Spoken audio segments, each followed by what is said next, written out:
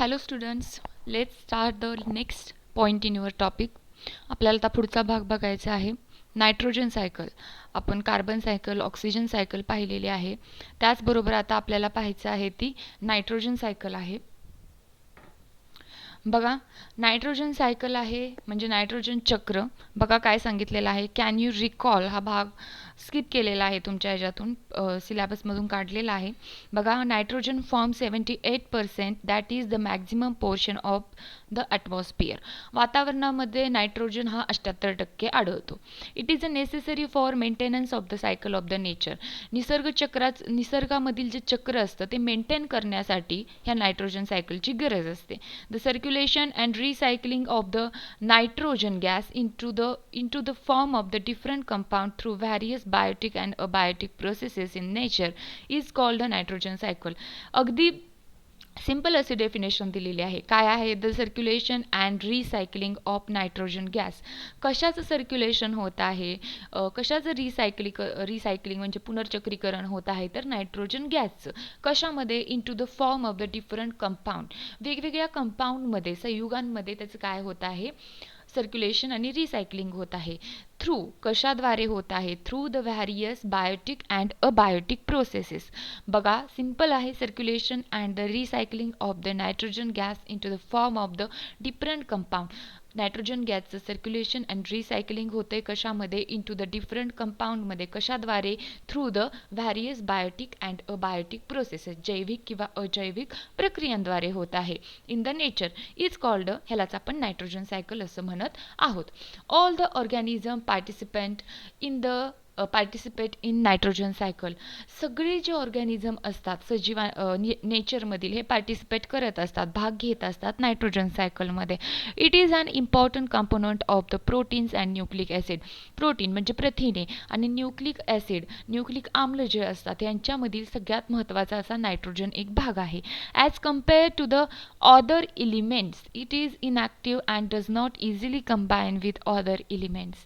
जर दुसऱ्या मूलद्रव्यांच्या एलिमेंटच्या तुलनेत तुम्ही बघितलं तर नायट्रोजन हा इनॅक्टिव्ह फॉर्ममध्ये असतो किंवा तो सहज इझिली लगेच असा कोणाशी, कुठल्याही एलिमेंटशी, मूलद्रव्याशी कंबाईन होत नाही. Most organism cannot use the free form of the nitrogen. बहुतेक जे ऑर्गॅनिझम असतात, सजीव असतात, हे यूज करत नाहीत. काय तर फ्री फॉर्म म्हणजे नायट्रोजन जो फ्री फॉर्ममध्ये नेचरमध्ये आढळतो तो यूज करत नाहीत. मग बघा, important processes of nitrogen cycle, याच्यावर प्रश्न विचारला जातो. What are the important processes of the nitrogen cycles. ह्या 4 प्रोसेसेस येणं खूप महत्त्वाचं आहे. त्याच्यामध्ये कोणत्या आहेत मग ह्या प्रोसेसेस? नायट्रोजन फिक्सेशन एक आहे. बघा, नायट्रोजन फिक्सेशन म्हणजे काय आहे? Conversion of the nitrogen into the nitrate and nitrite. ह्याच्यामध्ये डिफरन्स लक्षात ठेवायचा आहे. नायट्रेट आणि नायट्राईट वेगळे शब्द आहेत दोन. Through the atmospheric, industrial and biological processes. Conversion होत असतं कशाचं? नायट्रोजनचं, जे आता नेचरमध्ये आढळत आहे, फ्री फॉर्ममध्ये नायट्रोजन आढळत आहे, याचं नायट्रेट आणि नायट्राईटमध्ये कन्व्हर्जन होतं आहे. थ्रू कशाद्वारे होत आहे? ॲटमॉस्फेरिक, वातावरण, किंवा इंडस्ट्रियल, औद्योगिक, किंवा बायोलॉजिकल, जैविक प्रोसेसेसद्वारा होत आहे. Ammonification, release of the ammonia through decomposition of the dead bodies and the excretory waste of the organism. आता डेड बॉडीज, एखादा प्राणी मेलेला आहे त्याचे अवशेष जे आहेत त्याच्यापासून, किंवा excretory waste of the organism, ऑर्गॅनिझमचे नको असलेले जे पदार्थ असतात त्याच्यामधून अमोनिया रिलीज होत असतो, त्याला आपण अमोनिफिकेशन असं म्हणतोय. नायट्रिफिकेशन म्हणजे काय? Conversion of ammonia into nitrite and then nitrate. आता हा जो अमोनिया बाहेर पडलेला आहे ह्याचं पहिल्यांदा कन्व्हर्जन होणार कशामध्ये?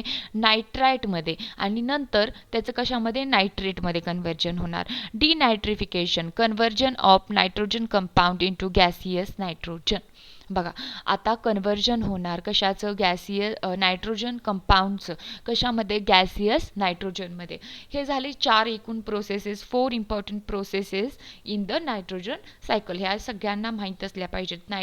एकदम सोप्या सिंपल अशा आहेत बघा. नायट्रोजन फिक्सेशन आहे, अमोनिफिकेशन आहे, नायट्रिफिकेशन आहे अँड डिनायट्रिफिकेशन आहे. नायट्रोजन फिक्सेशनमध्ये काय होत आहे, कन्व्हर्जन होत आहे नायट्रोजनचं नायट्रेटमध्ये आणि नायट्राईटमध्ये थ्रू कशाद्वारे, atmospheric, biological and industrial processes. अमोनिफिकेशनमध्ये अमोनिया रिलीज होत आहे through decomposition of dead bodies and excretory waste of the organism.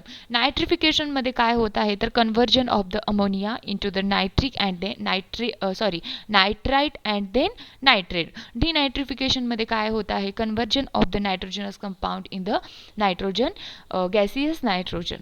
बघा तुम्हाला समजलेलं आहे का. नायट्रोजन सायकल सगळ्यात शेवटचा पार्ट आपण बघत आहे, त्याच्यामध्ये आपण नायट्रोजन सायकल आपण पाहिलेली आहे.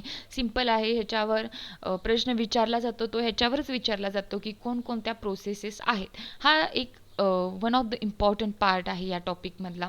आणि यामध्ये जर कुणाला काही शंका असेल तर मला नक्की विचारा. यूट्यूब चॅनेल अजून सबस्क्राईब केलं नसेल तर करा, बेल आयकॉन प्रेस करा म्हणजे नोटिफिकेशन पडतील.